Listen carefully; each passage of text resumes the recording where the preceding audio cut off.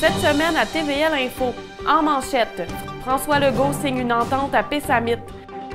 6 soumissions pour le développement domiciliaire. Besoin de renfort au club La Trotte.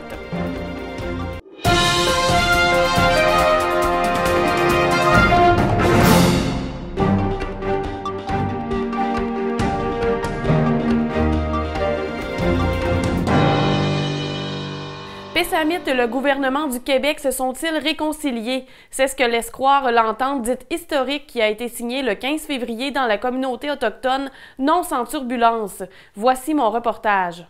Le premier ministre François Legault a finalement pu dévoiler l'entente qu'il négocie avec Pessamit depuis plusieurs mois. Cette signature, qualifiée d'historique par les deux parties, va dans le sens de la réconciliation. Ça fait plusieurs années qu'il n'y avait plus de négociations, qu'il y avait des conflits, des chicanes qui étaient là depuis plusieurs années. Et je veux dire merci à tout le conseil de bande de dire on a tous un devoir de travailler ensemble et on le fait d'une façon novatrice parce que non seulement cette entente cadre est entre le gouvernement du Québec et la nation Innu de Pessamit, mais aussi avec Hydro-Québec. En conférence de presse le 15 février au Centre communautaire de Pessamit, M. Legault a soutenu vouloir développer des partenariats financiers avec la nation Innu. Selon lui, le montant de 45 millions faisant partie de l'entente n'a rien à voir avec le passé.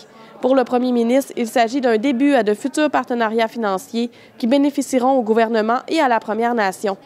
De son côté, la chef de Pessamit, Marielle Vachon, témoigne que les négociations ont été un travail ardu. Lorsqu'on s'est assis pour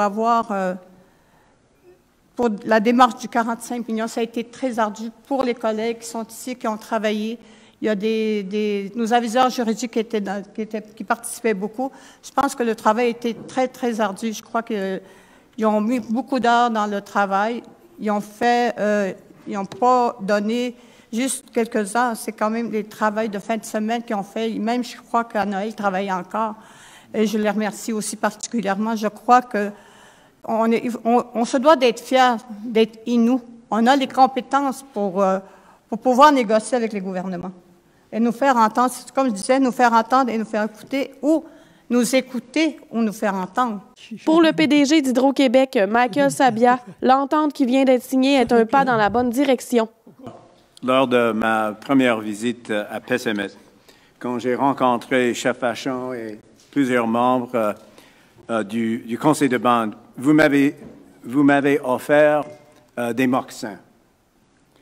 Et selon moi, c'était un symbole significatif, celui du potentiel de bâtir une relation plus forte, un pas à la fois, si nous marchons ensemble. Aujourd'hui, selon moi, nous prenons un pas ensemble, un grand pas. Un pas vers le type de partenariat, et le mot est tellement important, le type de partenariat que nous voulons bâtir avec toutes les communautés autochtones à travers le Québec. Ce dernier ne nie pas les enjeux qui viennent du passé, mais pense à l'avenir. Il affirme d'ailleurs que cet accord permet de commencer les discussions sur des éoliennes et d'autres projets qui seront les meilleurs pour la communauté. Selon M. Sabia, on entre dans une nouvelle ère entre Pessamit et Hydro-Québec. Cet entente cadre qui s'est négocié sans la consultation des membres de la communauté Innu a suscité des inquiétudes. Un résident, Jérôme Charles Saint-Onge, a d'ailleurs levé le ton en montant des barricades jeudi matin afin de bloquer les deux entrées de Pessamit aux personnes non autochtones. Les policiers sont finalement intervenus avant l'arrivée du premier ministre. La chef Marielle Vachon aurait aimé consulter ses membres avant la cérémonie de l'entente cadre, mais elle dit que c'était impossible pour des raisons de confidentialité.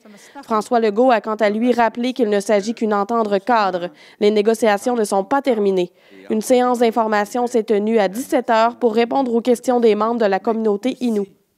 Le conseil municipal de Forestville s'est réuni en séance ordinaire le 13 février. Plusieurs sujets ont été abordés, dont un suivi quant au développement domiciliaire de la Première Avenue. Pour son projet de développement domiciliaire, la ville de Forestville a obtenu 6 soumissions à la suite du lancement de son appel d'offres au début janvier. C'est EJD Construction Inc. de Baie-Saint-Paul qui a proposé le prix le plus bas pour ses travaux d'infrastructure, d'aqueduc et d'égouts, soit un montant de 894 000 $. Les autres soumissions dépassent le $1 million.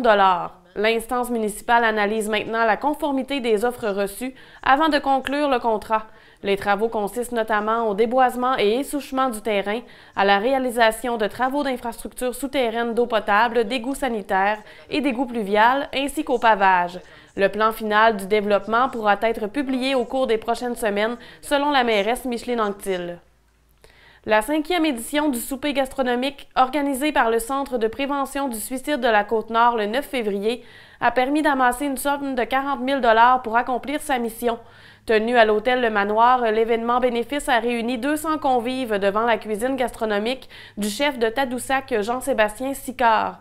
Les billets ont d'ailleurs été vendus en un temps record. À la fin de la soirée, avant le dévoilement du montant récolté, la directrice du CPS Côte-Nord, Gladys Tremblay, a pris le micro pour remercier les gens présents, le comité organisateur qui travaille depuis septembre sur l'activité, ainsi que la présidente d'honneur, Kathleen Gagné, une femme de cœur et impliquée. Cette dernière a passé le flambeau à celui qui prendra sa place l'an prochain, l'entrepreneur de Bécomo, Simon Dauteuil. Ce dernier est heureux de prendre la relève et en profitera pour parler de sa bipolarité. M. Dauteuil a fait hausser le montant de départ à 37 000 $. Deux autres donateurs, Menuiserie Bertin et Jean Dumas-Fort de Bécomo, ont permis d'atteindre les 40 000 $, un peu plus de 13 000 $ comparativement à l'année dernière. Le coup d'envoi des tables de réflexion sur l'avenir de la forêt a été donné le 13 février et c'est le 20 février que cette démarche de consultation se tiendra à Bécomo sur la Côte-Nord. La ministre des Ressources naturelles et des Forêts, Maïté Blanchette-Vézina, a annoncé la tenue de ces tables de réflexion en novembre. Du 13 février au 12 avril, 12 tables régionales de réflexion sur l'avenir de la forêt seront déployées dans l'ensemble du Québec. Elles réuniront les intervenants locaux, les communautés autochtones et finalement les acteurs nationaux concernés par la gestion et l'aménagement de la forêt. Tout au long de cette vaste consultation nationale, les personnes et organismes intéressés pourront également prendre part à la réflexion collective en répondant à un questionnaire sur la plateforme web de Consultation Québec ou en déposant un mémoire. Parmi les grands thèmes abordés, on retrouve l'aménagement durable et la productivité des forêts, l'approvisionnement en bois, la conciliation des usages, le développement économique et les retombées régionales ainsi que les partenariats autochtones. Selon Québec, les tables de réflexion sur l'avenir de la forêt permettront d'élaborer une vision commune et de déterminer des solutions d'avenir pour optimiser la gestion des forêts, notamment pour permettre l'adaptation au changement climatique et pour assurer la pérennité de la forêt. 12 médias communautaires de la région de la Côte-Nord se partageront une aide financière d'un peu plus de 700 000 $ de la part du gouvernement du Québec. Ce dernier affirme qu'il est important de soutenir les médias communautaires afin qu'ils puissent continuer à remplir leur mission, consistant à fournir de l'information locale et régionale, tout en favorisant la participation des communautés à leurs activités. Selon Catherine Champagne-Jourdain, ministre responsable de la Côte-Nord, les médias communautaires sont essentiels et contribuent à la vitalité des régions comme la Côte-Nord. Le lien de proximité qui les unit aux citoyens est précieux et permet de les informer en temps réel de l'actualité qui les touche directement. Son collègue, le député de René-Lévesque, Yves Montigny, a rappelé le rôle primordial que jouent les médias communautaires dans la vie politique, sociale, culturelle et économique de la région. En Haute-Côte-Nord, votre télévision du littoral met la main sur une somme de 60 500 $ pour continuer à vous servir le mieux possible. La télévision régionale Haute-Côte-Nord, située aux Escoumins, reçoit quant à elle 51 503 $. À l'échelle nationale, 155 médias communautaires tels que des médias imprimés, des médias en ligne, des radios et des télévisions vont bénéficier d'un soutien financier total de 6,5 millions $ pour l'année 2023-2024. Menez-vous un mode de vie physiquement actif. Des kinésiologues offriront gratuitement des ateliers sur ce sujet dans différentes localités de la Côte-Nord. Au cours des prochaines semaines, les professionnels en la matière du Centre intégré de santé et de services sociaux de la Côte-Nord permettra aux personnes intéressées de réfléchir sur ce mode de vie par le biais de mise en situation. Les freins, les motivations et les objectifs y seront aussi abordés dans le cadre d'une présentation dynamique. D'ici la fin février, des ateliers sont prévus à Fermont, Havre-Saint-Pierre, Sept-Îles, Port-Cartier, Bécomo et les Escoumins le 21 février. Des séances virtuelles sont à venir en mars pour la Basse-Côte-Nord ainsi que dans l'ensemble de la région. Pour connaître les lieux et les dates, visitez le site web du CIS de la Côte-Nord. Les personnes intéressées peuvent s'inscrire dès maintenant auprès de Marie-Claude Arsenault au 418-589-9845. Le club La Trotte de Forestville a besoin de renforts. Le conseil d'administration étant composé de 4 membres, c'est insuffisant pour arriver à accomplir les tâches de préparation des activités. C'est par les réseaux sociaux que l'organisme foresvillois a signifié son besoin d'aide le 9 février, en précisant que la course de mai ne se résume pas à la journée de l'activité. Il y a plusieurs volets dans la préparation de sa tenue. Présentement, nous manquons de mains et de disponibilité pour y arriver, exprime-t-on dans la publication. Le comité aborde également les difficultés d'obtenir le financement nécessaire au bon fonctionnement du club.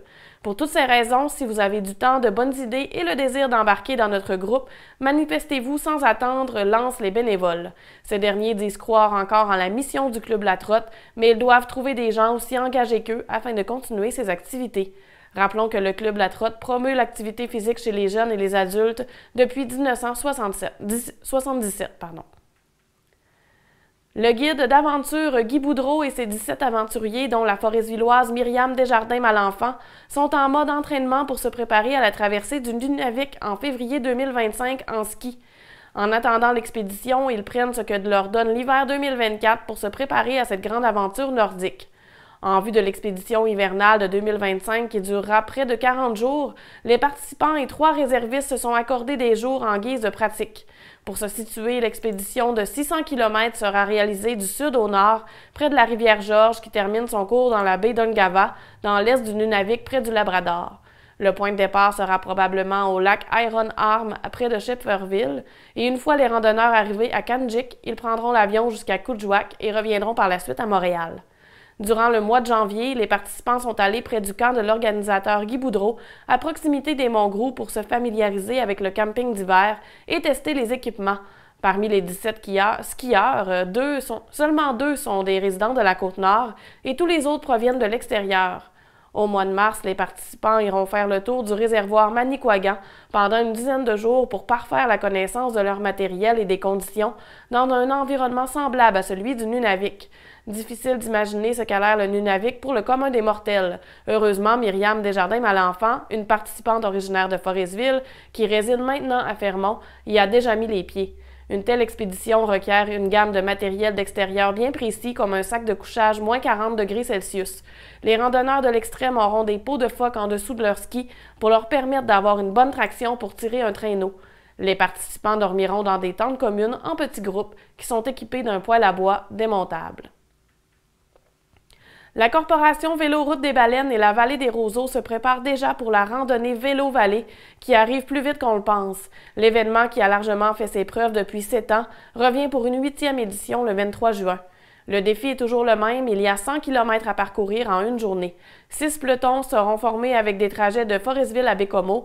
L'objectif de cette édition est de 80 000 $.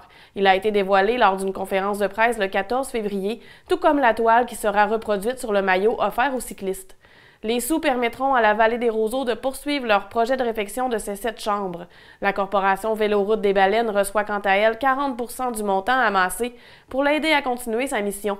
Son objectif reste de faire la promotion d'un réseau cyclable sécuritaire et attrayant sur toute la Côte-Nord, selon son directeur général Denis Villeneuve. Rappelons que l'édition de 2023 a été marquée par 2 records, soit un montant de 85 000 $ et la présence de 102 cyclistes. C'est ce qui met fin à ce bulletin d'information. Soyez des nôtres la semaine prochaine.